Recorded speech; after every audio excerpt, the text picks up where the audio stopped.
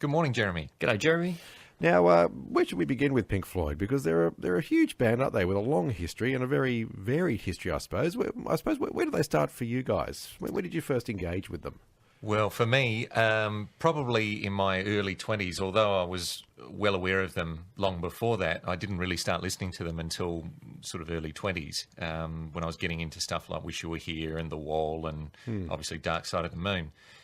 But as you say, yeah, they do have quite a long and varied history, so you can sort of come at them from any number of their different incarnations, really. Indeed. So how do you approach that then? Because, I suppose many people will perhaps know them largely from that kind of, 70s, mid-70s to mid-80s kind of period, where they did seem to produce all of those very big concepts and the graphics and everything that went with it. But prior to that, they were that sort of very strange kind of band, weren't they, from the 60s, you know? Yeah, that's so true, Jeremy. And Pink Floyd really evolved over the time they were very active, and they started in the late 60s, and their music really reflected, I guess, the psychedelic counterculture at that time, and a lot of experimentation with different sounds, the technology that was available to them at the time, and different lighting effects, as you said.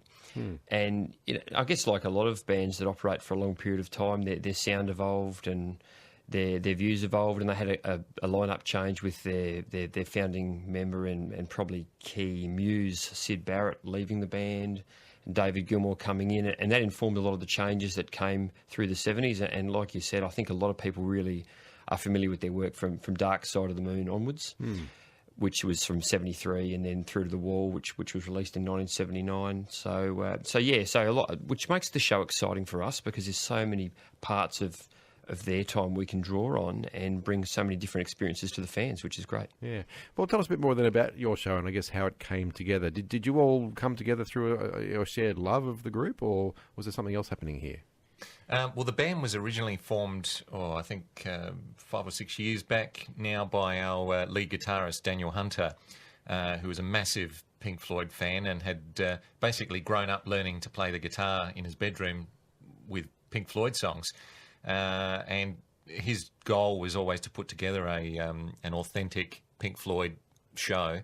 And he gradually brought in different members and you know, like all bands, as Paul was saying, that evolved over the years with various lineup changes. And the current incarnation of Echoes of Pink Floyd got together, probably coming up for 3 years ago now. And but yeah, I mean, the commonality there is that we all have a big love of Pink Floyd's music, and I think you have to if you're going to invest yourself in a band like this. In a tribute band, yes. You don't want to spend most of your days recreating the music if you don't like it, I suppose. Well, what did you both think then when you first became a part of this, I guess? And yeah, what's involved in pulling something like this off as well? Because I imagine I don't know. I mean, how well documented is the music? Is it a case of, here are your parts, off you go? Or did you have to sit down and really work through everything you wanted to play and then work out how it was done and how to put it back together, I suppose? Yeah, that's such a good question. Look, for me personally, I joined the band a little while before Matt did, but for me, to be honest, Jeremy, it was a case of I've always been a Pink Floyd fan since my teens. And look, the opportunity came up. They were advertising for a keyboard player. They had their keyboard player move interstate. And look, I just turned up and auditioned. And the first thing that really struck me during the audition was, oh my God, these guys sound just like the record. And it was thrilling to actually, as a fan, to sit there and do the audition, although somewhat distracting because I was supposed to be concentrating on playing all my parts correctly. In terms of how we bring the music together, it's documented in the sense that, there's any number of records you can listen to, and, you can go out and buy Pink Floyd sheet music and that sort of thing. But what the people who come to our shows really want is they want to hear what they grew up with, what they love. They want to hear us sounding pretty much exactly like what they hear on the record or when they hear a song played on the radio. And the only way to do that is through hours and hours of listening, refining, hard slog practice. It's like anything you want to be good at. If you put the hard work in, you'll get the results. And we really pride ourselves on literally thousands of hours of rehearsal go into getting our show exactly right. Yeah, right. Because, these are very produced records as well, aren't they? And very, once again, very big records in a lot of cases with choirs and all sorts of stuff going on there. So how do you condense that down to something that still gives people what they want from what you were saying before? Well, look, it's not easy. And look, Echoes of Pink Floyd originally started out playing pubs around Adelaide. And where we're at now is quite a long way from where it began. So, it does take a lot of time, as Paul said, and a lot of practice hours, both personally and together as a band, to refine the music and get it how it does sound on the albums. And, we'll get together and learn a particular song, and then weeks later we'll get together again and say, I just discovered this little bit on the record, and so let's incorporate that into the song. So, I think when you're doing a tribute to a band like this, people don't really want to come and hear your interpretation. No. They want to hear, as Paul said, what they know from the records, and that's something that we can really appreciate as fans as well as musicians.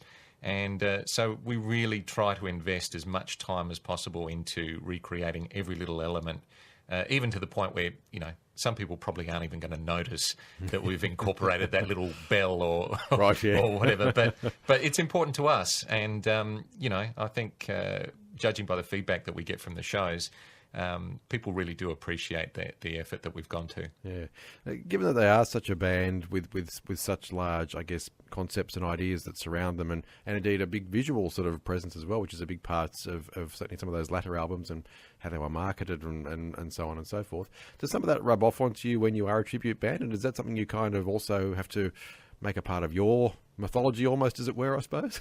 Yeah, absolutely. So any part of, if you're serious about playing tribute to Pink Floyd, the concepts are, most of their really well-known albums are concept albums, and the visual aspect is exceptionally important as well. And I know Matt sitting next to me here is something he's really passionate for, the visuals, and making sure we put on a show that really tries to embody Pink Floyd as best as we can. So we've got a great big light circle that we hang up, and we put video projections on that which relate to the themes that are present in the music.